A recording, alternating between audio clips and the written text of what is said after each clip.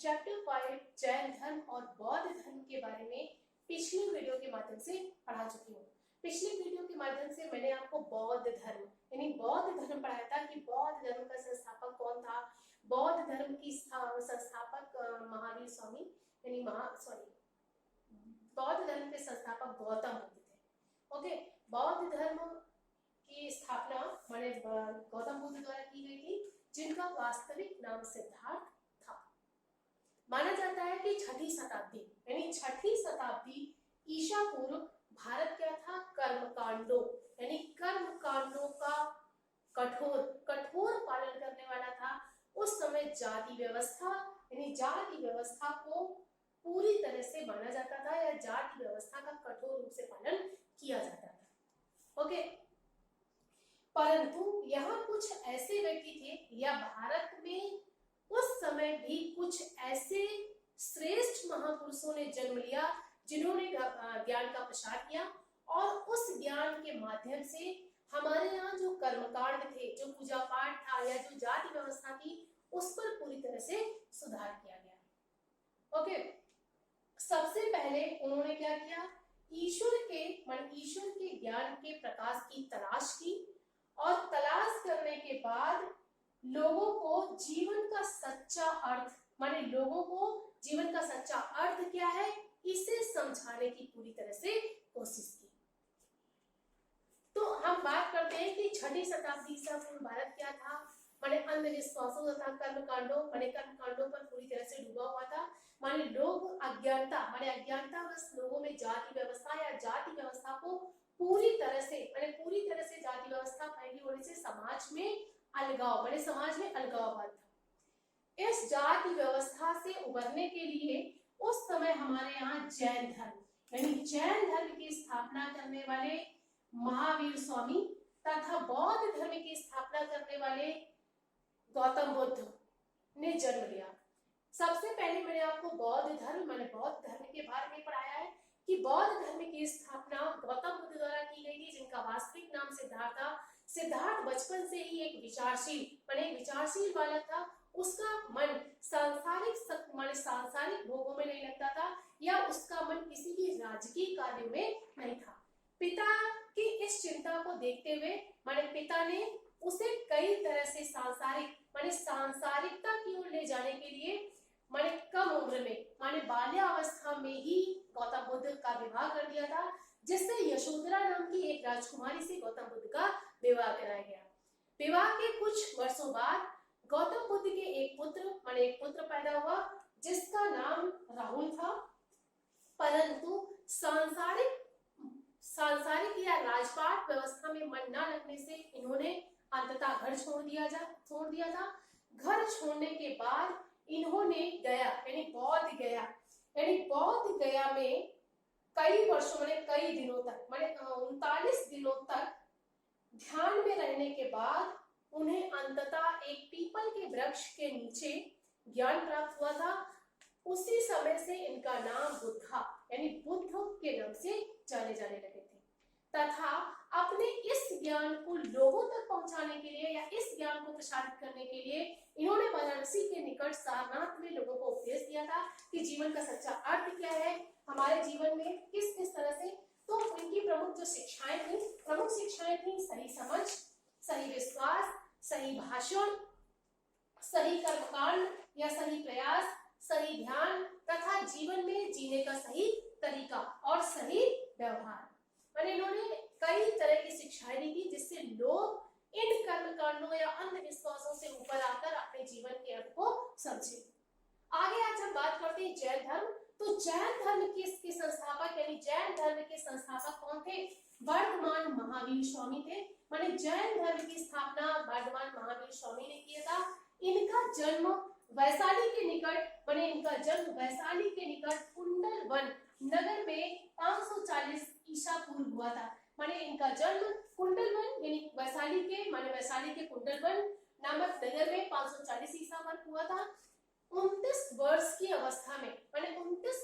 अवस्था में इन्होंने भी अपना घर छोड़ दिया था। 29 वर्ष की अवस्था में महावीर स्वामी ने अपना घर छोड़ दिया। उनकी प्रमुख शिक्षाएं जो थी वो जैन धर्म द्वारा यानी जैनों के द्वारा गंभीरता से अपनाई गई। माने उन्होंने लोगों को जो भी शिक्षा दी उसे जैन धर्म के लोगों ने गंभीरता से अपनाया और 12 वर्षों तक यानी 12 वर्षों तक लगातार ध्यान करने के बाद यानी 12 वर्षों तक ये ध्यान करते रहे और ज्ञान की खोज के लिए माने ज्ञान की प्राप्ति कैसे हो, जीवन का सच्चा अर्थ क्या है, जीवन के सच्चे अर्थ को समझने के लिए ये एक स्थान से दूसरे स्थान तक घूमते रहे। माने इन्होंने ज्ञान की खोज करने के लिए एक स्थान से दूसरे स्थान तक कई जगह जा जाकर खोज की और 72 वर्ष की आयु में यानी 72 वर्ष की आयु में राजगिरी बिहार के यानी राजगिरी जो कहाँ बिहार के पावापुरी शहर में इनकी मृत्यु हो गई थी। माने इनकी आयु 72 वर्ष की आयु में राजगिर के बिहार यानी पावापुरी में इनकी मृत्यु हो गई थी। उनकी शिक्षाएं माने जो भी उन्होंने शिक्षाएं दी है वो बाहर अग्नास के इतिहास की किताबों में पूरी तरह से सुरक्षित है। माना जाता है कि जैन धर्म उस समय तक दो भागों में बट गया था, श्वेतांबर और दिगंबर। श्वेतांबर कौन थे? जैन धर्म के वे अनुयायी जो उस समय श्वेत वस्त्र धारण करते थे, उन्हें श्वेतांबर कहा जाता था। और जो जैन धर्म का अनुयायी जैन धर्म के वे अनुयायी जो निर्वस्त्र रहते थे, उन्हें दिगंबर कहा जाता था। उनकी प्रमुख शिक्षाओं में सबसे बड़ा जो ज्ञान था, उन्होंने कहा था कि मोक्ष प्राप्ति के लिए जीवन मरण के चक्रव्यूह से मुक्त होने के लिए हमें मोक्ष की प्राप्ति के लिए तीन स्तंभों पर पूरी तरह से ध्यान देना चाहिए। वे तीन स्तंभ कौन से थे? तो स्तंभ थे सच्चा विश्वास, यानी यदि हमें ईश्वर पर सच्चा विश्वास है यानी सच्चा विश्वास, सच्चा कर्म और सच्चा ज्ञान। माने तीन स्तंभों पर उन्होंने जोर देने के लिए कहा था कि इन तीन स्तंभों का ध्यान करने से मनुष्य जीवन के अंतिम क्षणों में मुक्ति पा सकता है। ओके, आगे हम आज बात करते हैं उपनिषद। उपनिषद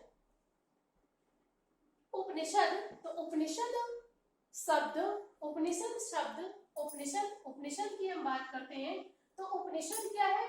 उपनिषद तीन शब्दों से मिलकर बना शब्द है। माने उपनिषद जो है वो तीन शब्दों से मिलकर बना है। उप शब्द का अर्थ क्या है? पास। माने उप शब्द का अर्थ जो है वो पास है। नी शब्द का अर्थ जो है वो क्या है? नीचे है। माने नी शब्द का अर्थ नी शब्द के अर्थ को हिंदी में नी शब्द के अर्थ को यानी नीचे से है, तथा शद शब्द के अर्थ का मतलब है बैठना।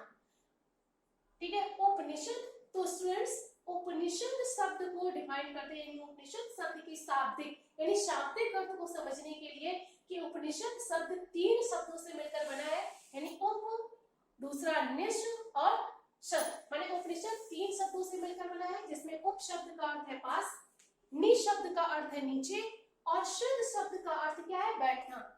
यानी इन शब्दों को पूरा करने के लिए या यदि हम इन शब्दों को पूरा करते हैं तो हमें पता चलता है कि इस शब्द का अर्थ है कि गुरु के चरणों में बैठना। माने उपनिषद शब्द का अर्थ है कि गुरु के चरणों में बैठना।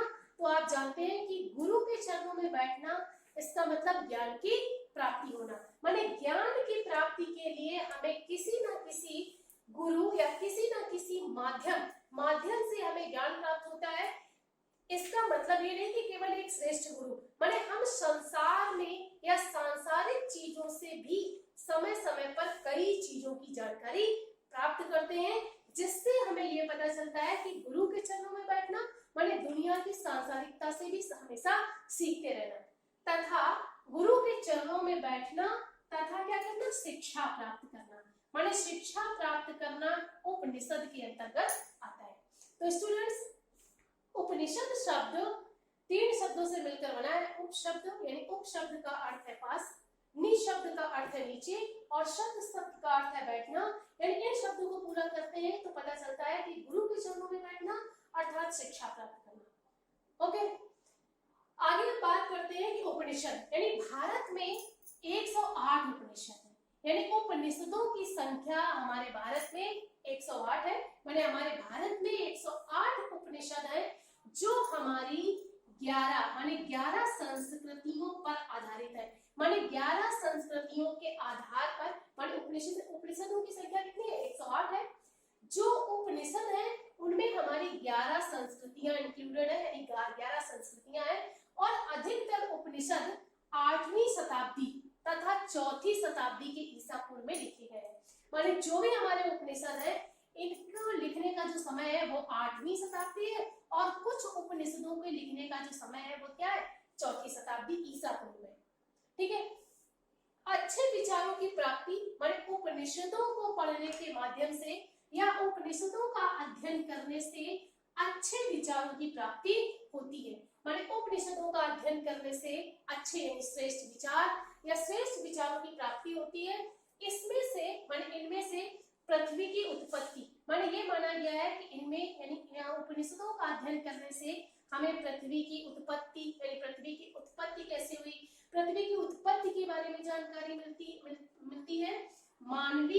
मानवीय वन का होना, मानवीय वन का होना मतलब मनुष्य होकर मानवता क्या है, मानवता के बारे में पूरी जानकारी हमें उपनिषदों को पढ़ने से होती है। ध्यान तथा योग यानी ध्यान क्या है और योग यानी ध्यान और योग की भी शिक्षा मिलती है। माने उपनिषदों का अध्ययन करने से हमें अच्छे विचारों की प्राप्ति होती है। इनमें से पृथ्वी की उत्पत्ति माने पृथ्वी की उत्पत्ति के बारे में जानकारी मिलती है। मानवीयकरण माने मानवीय मनुष्य में मानवता का होना आवश्यक है, या मनुष्य में मानवीय गुण कैसे आता है इसकी जानकारी मिलती है। ध्यान तथा योग यानी ध्यान क्या है तथा योग की शिक्षा भी हमें उपनिषदों के अध्ययन से मिलती है।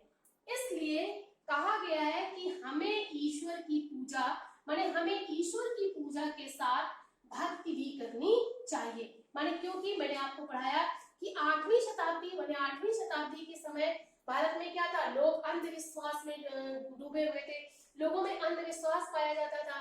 लोगों की जो भी शिक्षा थी माने लोगों में जाति व्यवस्था या पूरी तरह से भारत कर्मकांडों में डूबा हुआ था। इसलिए उपनिषदों के माध्यम से हमें पता चलता है कि ईश्वर की पूजा के साथ साथ, पूजा मतलब बाह्य आडंबर यानी बाह्य आडंबर के साथ साथ हमें ईश्वर की भक्ति भी करनी चाहिए। तो स्टूडेंट्स, मैंने आज आपको इस वीडियो के माध्यम से जैन धर्म यानी जैन धर्म क्या था, जैन धर्म की स्थापना किसने की, जैन धर्म की स्थापना वर्तमान महावीर स्वामी ने की थी। इनके कई ज्ञान माने इन्होंने कई ज्ञान दिए जिनमें 3 सिद्धांत बताए जाते हैं। उन 3 सिद्धांतों के बाद मैंने आपको उपनिषद शब्द का यानी उपनिषद शब्द का क्या अर्थ है, भारत में उपनिषद 108 है जो हमारी 11 संस्कृतियों पर आधारित है।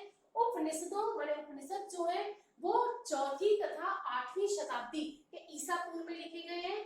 उपनिषदों का अध्ययन करने से हमें अच्छे विचारों की प्राप्ति होती है।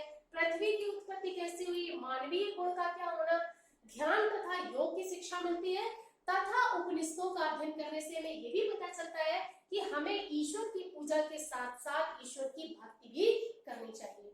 तो मुझे आशा है कि आज आपको इस चैप्टर्स के बारे में आप समझ गए होंगे। मैं आपको अगले वीडियो के माध्यम से अगले टॉपिक के बारे में डिस्कस करूंगी।